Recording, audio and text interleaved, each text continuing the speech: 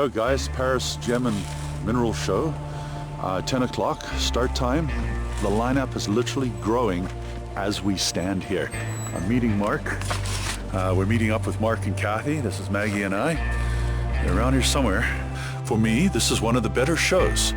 Missing only one thing, a communal place to enjoy coffee and watch the rockhounds mingle. Oh, there's chairs aplenty in the hallway, adjoining the two main venues and the auction room. But what you see are the new arrivals and those lucky hounds clutching bags of gems and minerals that they've purchased. Whether you're an experienced rockhound, a budding geologist, or someone simply fascinated by the natural world. Oh, it's coming loose. It's nice. Oh yeah, she's coming. Hold her up to the camera, dude. Show us what you got. Oh. This is the place to be early April. After this weekend, serious collectors start looking to the wilderness for where they can find their own. Located in the picturesque town of Paris, Ontario, this event brings together collectors, vendors, and curious visitors from all corners of the region. For 2 exciting days, the show becomes a hub of discovery, learning, and appreciation for the Earth's natural wonders. I myself met several YouTubers who watch Caver 461 and also Facebookers. Jay, there's Jay. Who are contemplating a trip up to our Dark Star claim as soon as we give the go-ahead for booking. And yes, we will begin scouting the claim Monday to determine its state of readiness for visiting collectors. And at the end, mineralization, that's how we pick the trenches that we're going to dig in the fissures. So all along the wall to the side, this is what we call mineralization. You can see it. There it is. You can see it going that way. All to your right there, the mineralization. That tells us that what we see on the side, we're usually going to find crystals of a similar type down in the middle of the fissure. The key players in Ontario's mineral scene become fewer as time passes and others move up to challenge the covetously guarded inner ranks. Simply put, there is a hierarchy of collectors, and unless you have been around, you'll seldom realize it. At any of the regional shows, explore an incredible selection of specimens from across the globe. Can I just get you? Yeah, thank you. Beautiful, beautiful. Yeah. And with natural etchings, I can see that, yeah. From sparkling crystals and gemstones to ancient fossils and rare minerals, I was especially taken by the Turkish epidote, a kind of olive green with its sparkling quartz between the fine powdery crystals. Each piece from amethyst to opal has its own story to tell. Some millions of years in the making. Marvel at their natural beauty and discover the fascinating processes that formed them. Meet passionate vendors who are eager to share their knowledge and expertise. India, Nepal. Really? Yeah. Antique silver? Yeah, all of these are Berber tribe. Okay, the from Berbers. Morocco. Okay. These are Baluch tribe, Baluchistan. Okay. These are Turkmen tribe. Okay. And everything, see, it's all handwork, lots of detail work. Yeah. Oh, wow. That one is smaller, so that would be cheaper because weight is less. Okay. Amazing. Oh, that's beautiful. I was intrigued by the Moroccan and Afghani traditional silver and enamel. The vendor was from Mazar Sharif, and we spoke briefly of the history and Taliban uprising at the fort on the edge of town.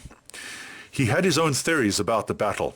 At a place like this, you meet people from all over the world, an exotic bazaar where you can haggle over cut, clarity, and weight, as though you were in an Indian market at the turn of the century. Most of these people are experts, and much as they might not look at things from the scientific filter, they have a knowledge that's honed by practical experience, born into the trade and genetically shaped. It's good to hear things from their point of view. Speaking to a lady from Quebec who was selling fossils and bones of vanished species, I learned of how the gases within the bones expanded when they were lifted from their watery graves, and without great care, they just pop and shatter. What is that rock there? It looks like a slab of meat. It's a, this here? Yeah. That's a petrified piece of Araucaria tree. With decades of experience, these vendors will provide insight into the fascinating world of rocks, minerals, and fossils for the beginner and even seasoned rockhounds like Mark and I. Starting the year out at the PDAC conference is one of the premier mining and prospecting events in the world. 27,000 people in the mineral industry attend the Metro Toronto Convention Centre to network and educate themselves. Sponsored by such giants as Rio Tinto, Anglo American, and BHP, who make such lofty but truthful proclamations as our products are essential ingredients in almost every aspect of modern life. That's from Anglo American. Or we supply the metals and minerals used to help the world grow and decarbonize. That's from Rio Tinto. So some real big hitters are sponsoring that event. It's basically the industrial end of what we're seeing here today. The practical use of mineral versions of most of these crystals that we're so infatuated by on this gloomy Saturday morning. Whether you're an individual collector or a family on an educational adventure, these mineral exhibitions have something for everyone. And through the year, several such events occur. What is this stuff? This is chalcedony from the Marrakesh area in Morocco. Each month up until the premier event, the Bancroft gemboree, officiated over by Rocky the rockhound, iconic symbol for Canada's mineral capital. There at the gemboree, there's a hands-on experience with a vast variety of interactive activities. Gold panning, the outside traders, and also geologist-led mineral tours. I remember the one such tour that I took to the Richardson Fishing Mine. It was good to meet others who love the same thing that I do. And that brings me to the memory of the last presentation that I gave there. Some of you may not. My name is Michael Gordon. I run a website. I do a lot on YouTube, so I don't know if anyone's ever seen any of my YouTube stuff. And the ensuing trip to an abandoned mine. It wasn't planned, but there seemed to be such eagerness around a field trip after the talk. It's exactly what we did. Mineral shows are the perfect opportunity to spark a love for geology in the up-and-coming generations. Basically, they are a starting point for young mineral enthusiasts to bud into top-rate geologists. Visiting the show, they'll leave with a newfound appreciation for the Earth's beauty, and perhaps even a shiny rock or two to take home.